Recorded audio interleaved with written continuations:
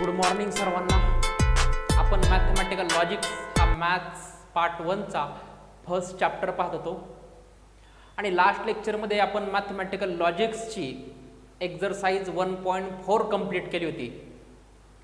या लेक्चरमध्ये एक्झरसाइज 1.5 साठी आपल्याला जे टॉपिक लागणार आहेत, ज्या कन्सेप्ट लागणार आहे, त्या कन्सेप्टबद्दल आपण जरासं डिस्कशन करणार आहे. आणि मग आजचा जो टॉपिक आहे तो आहे application of logic in switching circuits. आपण मॅथमॅटिकल लॉजिक्स या चॅप्टरमध्ये जे काही कंजंक्शन शिकलो, डिसजंक्शन शिकलो, त्यांचा या स्विचिंग सर्किटमध्ये काय यूज होतो आणि कसा यूज होतो, त्याचे ॲप्लिकेशन काय आहेत स्विचिंग सर्किट्समधले, याच्याबद्दल आपल्याला स्टडी करायचं आहे. तर पहिल्यांदा स्विच म्हणजे काय असतं हे जाणून घ्या. स्विच म्हणजे काय असतो? आपलं बटन. फॅन जर आपल्याला चालू करायचं आहे किंवा बंद करायचं आहे तर त्याचं जे बटन असतं त्याला आपण स्विच म्हणतो. आता तो स्विच एकतर चालू असेल किंवा बंद असेल. मग इथे तो सपोज स्विच काढलेला आहे मी. आता हा स्विच क्लोज आहे. क्लोज म्हणजे ऑन. हा स्विच क्लोज आहे. क्लोज म्हणजे ऑन, त्याच्यातून करंट फ्लो होणार आहे. करंट फ्लो होणार म्हणजे तो फॅनचा स्विच असेल तर फॅन स्टार्ट होणार आहे. आणि हा ओपन स्विच आहे, याला आपण स्विच ओपन म्हणतो. ओपन आहे. क्लोज असेल तर त्याच्यातून करंट फ्लो होणार म्हणजेच हा स्विच ऑन झाला, ऑन. आणि ओपन स्विच म्हणजे त्याच्यातून करंट फ्लो होणार नाही, सर्किट ब्रेक झालं. इथून जर करंट येत असेल, इथं सर्किट ब्रेक झालं, करंट पुढे पास होणार नाही, इथून करंट पुढे जाणार. मग हे सर्किट ब्रेक झालं म्हणजेच हा ऑफ, स्विच ऑफ आहे. मग ह्या मॅथमॅटिकल लॉजिक्समध्ये आपण जेव्हा ॲप्लिकेशन पाहतो स्विचिंग सर्किटचे, ह्या लॉजिकचे ॲप्लिकेशन स्विचिंग सर्किटमधले जेव्हा आपण पाहतो तेव्हा स्विच ऑन असेल तर त्याला आपण ट्रू कन्सिडर करतो. ट्रू म्हणजेच 1. स्विच ऑन किंवा क्लोज तर 1. आणि स्विच ऑफ म्हणजे ओपन, जेव्हा त्याच्यातून करंट फ्लो होणार नाही त्याला म्हणतो आपण ऑफ, म्हणजेच फॉल्स आणि 0. ओके. तर या ठिकाणी मी 2 डायग्राम काढलेले आहेत पहा. आता हे जे स्विच आहेत ना, S1 स्विच असेल, S2 स्विच असेल, S3 स्विच असेल. तर S1 जर स्विच असेल तर त्याला आपण P स्टेटमेंटने दाखवतो. मग P स्टेटमेंट कोणासाठी? S1 या स्विचसाठी. कायम लक्षात ठेवायचं, P स्टेटमेंट कोणासाठी? S1 स्विचसाठी. आता स्विच S1 असेल, S2, S3 असेल, S4 असेल, नंबर ऑफ स्विच असेल, त्याच्याशी आपल्याला काय देणं घेणं नाही. पण P स्टेटमेंट S1 स्विचसाठी. मग P काय सांगतो आपल्याला? P हे स्टेटमेंट सांगतं switch S1 is close. P statement असं डिनोट करतो की तो स्विच S1 हा क्लोज आहे. Q स्टेटमेंट डिनोट करतो, Q हे स्टेटमेंट डिनोट करतो switch S2 is close. Switch S2 हा क्लोज आहे. आणि R हे स्टेटमेंट डिनोट करतो स्विच S3 इज क्लोज. हे लक्षातच ठेवायचे स्टेटमेंट. P स्टेटमेंट म्हणलं की तुमच्या समोर आलं पाहिजे जो स्विच S1 आहे तो क्लोज आहे म्हणजे ऑन आहे. Q स्टेटमेंट जर म्हणलं तर तुमच्या समोर आलं पाहिजे की जो स्विच S2 आहे तो क्लोज आहे म्हणजेच ऑन आहे, या पद्धतीने. तर P म्हणजे काय? Switch S1 is close. तर ह्याचं निगेशन, P स्टेटमेंटचं निगेशन म्हणजेच निगेशन P. निगेशन P काय होणार? Switch S1 is open. P statement काय आहे? Switch S1 is close. तर त्याचं निगेशन काय होणार? Switch S1 is switch S1 is not closely with. Switch S1 is not close. P statement आहे switch S1 is close, तर negation P काय असणार, switch S1 is not close, म्हणजेच त्याला आपण म्हणतो S1 dash. S1 dash, S1 dash म्हणजेच switch S1 हा ओपन आहे, नॉट क्लोज म्हणजेच ओपन. सिमिलरली निगेशन Q काय येणार, S2 डॅश, म्हणजे जो S2 स्विच आहे तो ओपन आहे. आणि निगेशन R काय येणार, S3 डॅश. ओके, तर आता हे झालं आपलं. आता मला सांगा, आणि लक्षातच ठेवायचं फिक्स, हे इथं दोन डायग्राम काढलेले आहेत मी. या डायग्राम मध्ये मला सांगा, ही बॅटरी म्हणजे नंबर ऑफ सेल घेतले तुम्ही आणि ते सिरीज मध्ये जोडले तर त्याला आपण बॅटरी म्हणतो. इथं स्विच S1 इथं स्विच S2 इथे लॅम्प आहे. हा लॅम्प कधी ग्लो होणार आहे, बॅटरीतून सप्लाय चालू केला तर हा लॅम्प ग्लो कधी होणार, जेव्हा स्विच S1 आणि स्विच S2 दोन्ही चालू पाहिजे. चालू म्हणजेच ऑन म्हणजेच क्लोज.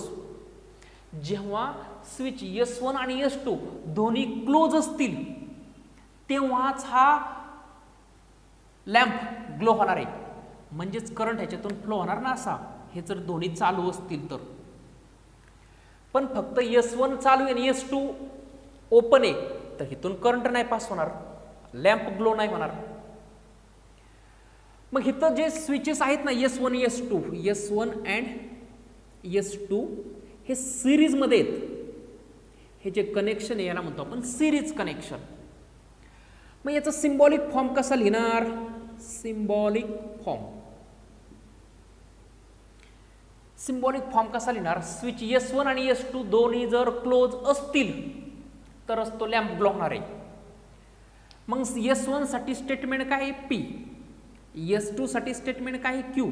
दोन्ही क्लोज पाहिजे म्हणजेच P अँड Q, तरच तो लॅम्प ग्लो होणार आहे. P म्हणजे switch S1 is close, Q statement म्हणजे स्विच S2 इज क्लोज, आणि दोन्ही जर क्लोज असतील तरच तो लॅम्प ग्लो होणार. अँड S1 आणि S2 दोन्ही क्लोज पाहिजे. हा झाला याचा सिंबॉलिक फॉर्म. मग हे लक्षातच ठेवायचं कधी, जेव्हा ते स्विचेस सिरीजमध्ये असतील. सिरीजमध्ये तर असतील तर त्या दोघांमध्ये दोन्ही स्टेटमेंटमध्ये आलं पाहिजे कंजंक्शन. आता हे बॅटरी तुम्ही कशी काढू शकता, म्हणजे डायग्राममध्ये तुम्हाला बुक्समध्ये वेगळी दिली असेल, इथे खाली दिली असेल, स्विच खाली दिला असेल, लॅम्प खाली दिला असेल. ठीक आहे, डायग्राम तुम्ही तुमच्या पद्धतीने फाइंड काढू शकता. आता या डायग्राममध्ये या. आता इथं लॅम्प कधी ग्लो होणार आहे बघा. सपोज हा क्लोज आहे, हा क्लोज म्हणजे इथून करंट फ्लो होणार आहे, आणि हा ओपन आहे. सर्किट कंप्लीट होतंय का, होतंय. इथून करंट गेला, इथून गेला, इथून गेला, आला परत, सर्किट क्लोज होतंय. हा ओपन आहे आणि हा क्लोज आहे, करंट गेला इथून, सर्किट कंप्लीट होतंय. म्हणजे दोन्हीपैकी एक जरी क्लोज असेल, एक तर S1 पाहिजे क्लोज किंवा S2 पाहिजे, तरी सर्किट कंप्लीट होतंय आणि तो लॅम्प ग्लो होणार आहे. मग हिते मी ह्याचं सिंबॉलिक फॉर्म लिहितो, P डिस्जंक्शन Q. P म्हणजे switch S1 is close, Q म्हणजे स्विच S2 इज क्लोज.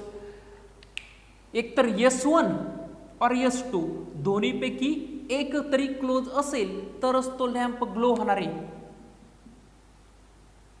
तरच तो लॅम्प ग्लो होणार आहे. मग हा झाला या सर्किटचा सिंबॉलिक फॉर्म. मग लक्षात ठेवायचं, जेव्हा स्विचेस पॅरलल जोडले असतील, पॅरलल, आता हे S1 आणि S2 कसे आहेत, एकमेकाला पॅरलल आहे. जेव्हा ते पॅरलल जोडले असतील तर त्याच्यामध्ये येणार डिसजंक्शन. ओके, तर हे झालं आपलं बेसिक. सिरीजमध्ये जोडले असतील तर अँड, आणि पॅरलल जोडले असतील तर ऑर. ओके, आता पहा एक्झामला तुम्हाला क्वेश्चन कसा विचारू शकतात. एखादं सर्किट दिलंय आणि क्वेश्चन विचारतात तुम्हाला की express the following circuit in symbolic form and write its input output table. तर पहा, हे जे सर्किट दिलंय ना आपल्याला, हे सिम्बॉलिक फॉर्ममध्ये लिहायचंय. तर इथं दोन स्विचेस S1 आणि S2 एकमेकाला पॅरलल आहेत आणि ह्या दोघांना S1 आणि S2 हे पॅरलल आहेत, S1 आणि S2 डॅश. तर S1 आणि S2 डॅश हे सिरीजमध्ये आहेत. तर आता स्टेटमेंट काय लिहिणार मी? पी स्टेटमेंट म्हणजे switch S1 is close. Q statement म्हणजे switch S2 is close. S1 आणि S2 चे. निगेशन P म्हणजे काय येणार? निगेशन P म्हणजे switch S1 dash, switch S1 dash is, P statement काय आहे? Switch S1 is close. तर निगेशन P काय येणार? Switch S1 is not close. मग त्यालाच काय दाखवतो आपण? S1 डॅश नाही. आणि हा S2 डॅश म्हणजेच निगेशन Q म्हणजेच S2 डॅश. ठीक आहे. आता याचा सिम्बॉलिक फॉर्म कसा लिहिणार पहा. इथं S1 आणि S2 कसे आहेत? पॅरले. S1 आणि S2. S1 म्हणजेच P, पॅरल म्हणजेच डिसजंक्शन Q. ठीक आहे. आता त्यानंतर S1 डॅश आणि S2 डॅश कसे आहेत? सिरीजमध्ये आहेत, पण ह्या दोघांना ते पॅरलल आहेत, ह्या दोघांना ते पॅरलल म्हणून डिसजंक्शन. आणि हे दोन्ही सिरीजमध्ये आहेत म्हणून negation P conjunction negation Q. हा झाला याचा सिम्बॉलिक फॉर्म. सिम्बॉलिक फॉर्म म्हणजे हे लॅम्प आहे, हा ग्लो कधी होणार आहे? एकतर S1 चालू पाहिजे किंवा S2 चालू पाहिजे. S1 चालू असला पाहिजे किंवा फक्त S2 चालू असला पाहिजे किंवा हे दोन्ही चालू पाहिजे. हे दोन्ही चालू पाहिजे. तेच दाखवलंय ना.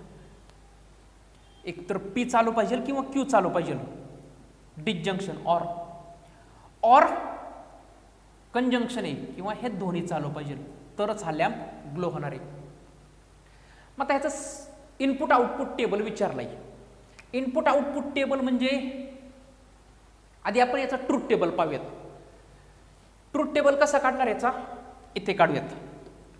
एकतर P स्टेटमेंट आहे, नंतर Q आहे, नंतर निगेशन P आहे, नंतर निगेशन Q आहे. याचा ट्रूथ टेबल काढायचा आहे. त्याच्यानंतर काय आहे? P डिसजंक्शन Q आहे.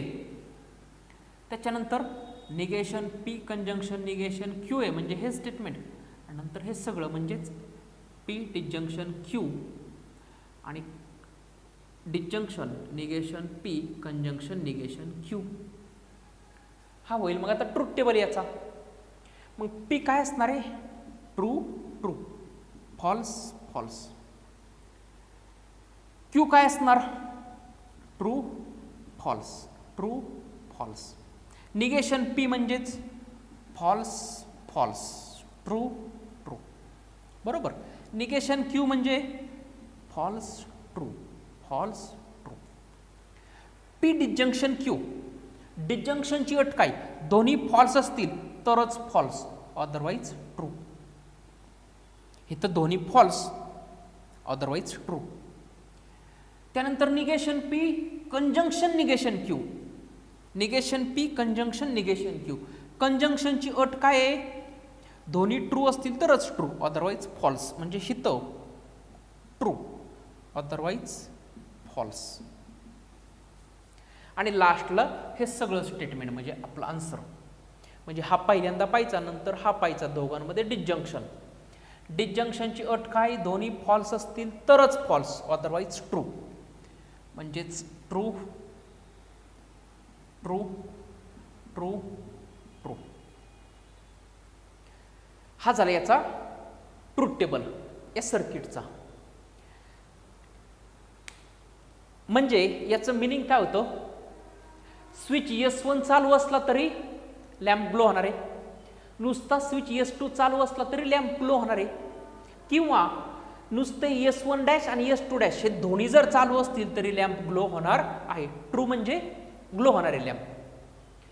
आता इनपुट आउटपुट टेबल म्हणजे इनपुट आउटपुट टेबल मीन्स हा ट्रूथ टेबल झाला. इनपुट आउटपुट टेबल म्हणजे जिथं ट्रू आहे तिथे 1 लिहायचं, म्हणजे P Q जिथे ट्रू आहे ना तिथे 1 लिहिणार, 1 1 0 0. Q मध्ये 1 0 1 0. निगेशन P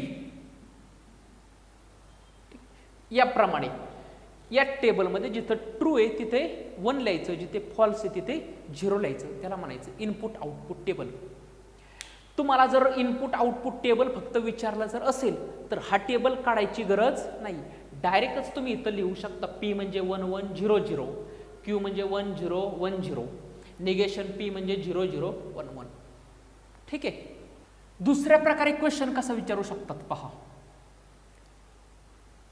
एक तर आधी काय विचारलं होतं की एक स्विचिंग सर्किट दिलं आणि त्या स्विचिंग सर्किटवरून आपल्याला सिम्बॉलिक फॉर्म आणि त्याचा इनपुट आउटपुट टेबल लिहायचा होता. सेकंड क्वेश्चन आपल्याला असा विचारू शकतात की सिम्बॉलिक फॉर्म दिलाय म्हणजे स्टेटमेंट दिलंय आणि याच्यावरून आपल्याला सर्किट ड्रॉ करायचंय. करूयात. किती स्टेटमेंट आहे, एक तर P आहे म्हणून P काय दाखवणार, switch S1 is close. Q नाही दिसत. R काय दाखवणार, switch S3 is close.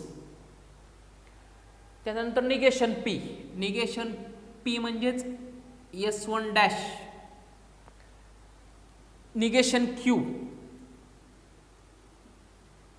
Negation Q म्हणजेच S2 डॅश आणि निगेशन R पण आहे म्हणजेच निगेशन R S3 डॅश. आता हे एक स्टेटमेंट, हे दुसरं स्टेटमेंट आणि हे तिसरं स्टेटमेंट, तिघांमध्ये काय आहेत, डिसजंक्शन आहे. तिघांमध्ये डिसजंक्शन. डिसजंक्शन म्हणजे पॅरलल. तर ह्याला 3 लाईन अशा काढून घ्यायच्या, तिन्ही पॅरलल आहे ना, 1 2 3, तिन्ही एकमेकाला पॅरलल आहे. मग P कंजंक्शन R, कंजंक्शन म्हणजे सिरीज. मग इथं काय करतो, P म्हणजे S1 त्याला सिरीजमध्ये R, R म्हणजेच S3 झालं. त्याच्यानंतर ह्याला पॅरलल कोण, निगेशन Q. निगेशन Q म्हणजेच S2 डॅश. सिरीजमध्ये त्याला निगेशन R, निगेशन R म्हणजेच S3 डॅश. ह्याला परत हा parallel negation P, negation P म्हणजेच S1 डॅश. त्याला सिरीजमध्ये कोण, निगेशन R म्हणजेच S3 डॅश. ठीक आहे. तर हे तिन्ही एकमेकाला सिरीजमध्ये होते, मग ते असे जोडायचे. इथं आपण काढली बॅटरी, इथं काढा किंवा इथं काढा काय फरक पडत नाही, आणि इकडे आपण काढला लॅम्प आणि ह्याचा करंट ह्याच्यातून फ्लो होणार. मग हे झालं आपलं या स्टेटमेंटचं किंवा हा सिम्बॉलिक फॉर्म दिला होता त्याच्यावरून आपण हे सर्किट ड्रॉ केलं. आता याचं तुम्ही हे लिहू शकता, स्विचिंग टेबल लिहू शकता. ठीक आहे. तर अशा प्रकारे क्वेश्चन आपल्याला एक्झाममध्ये विचारू शकतात. नेक्स्ट लेक्चर पासून आपण एक्झरसाइज 1.5 ला सुरुवात करणार आहोत आणि एक्झरसाइज 1.5 ही लास्टची एक्झरसाइज या क्वेश्चन मधली, या चॅप्टर मधली, आणि ती संपली की आपला चॅप्टर संपलेला असेल.